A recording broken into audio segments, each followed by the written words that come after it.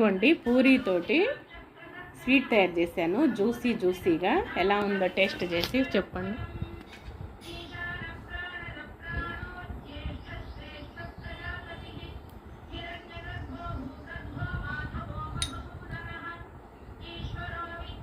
పూరీతో sweet అండి,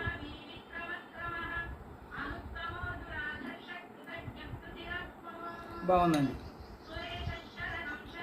గులాబ్ జామున్ ఆ టైప్లో ఉందండి టేస్ట్. యాలకుల పొడి, గోధుమ పిండి కాబట్టి పూరీలు బాగుందండి.